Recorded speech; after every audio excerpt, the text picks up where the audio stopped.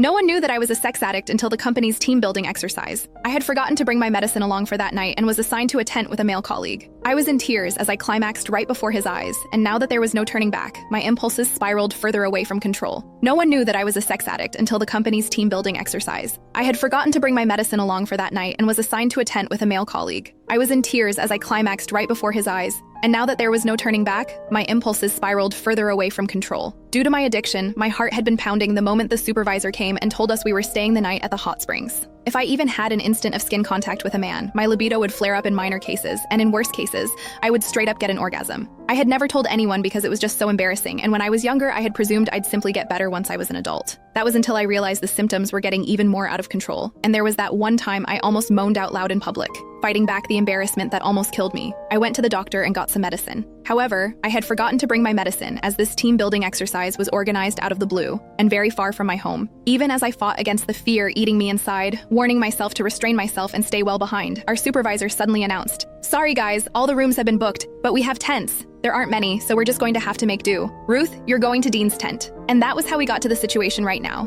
Me, a sex addict with no meds within reach, following the burly man into the tent. I did my best to keep to a corner in the tent, biting my lip and closing my eyes, while telling myself to fall asleep as soon as I could before the last dosage lost effect. But that was when Dean came to me. "What's wrong?" he asked. I could feel his body warmth from my back, and my skin was already crawling. "Nothing. I'm fine. Please, just stay away from me." But even as the stimulation extended from my skin to the rest of my body, I knew the pain was coming. I checked my phone and only saw that it was midnight, 6 hours since I had last taken my pills. It was losing effect soon. Soon, my whole body was shuddering, while there was a warm stream gushing out between my legs. I kept my head buried between my legs and did my best not to look at Dean. People would mock me for being a skank if they noticed my condition, and I couldn't bear to stay in the company at that point. Meanwhile, Miles Hendricks, the other colleague in the tent, was already snoring out loud. I kept clenching my knuckles, my own nails digging into my palm. The pain calmed me somewhat, and I told Dean, "Sorry, I'm not distancing myself. I'm just not feeling well." Never could I have expected Dean to move toward me without another word, reaching out with his large, warm palm and pressing it over my forehead. Even as he held his palm steady, I found myself staring at his chest and nothing else. I could also see that distinct collarbone and chiseled chest under his shirt. I seemed to tighten at the very next second and orgasmed amid my embarrassment, and the ensuing moan could barely be stifled. Worst of all,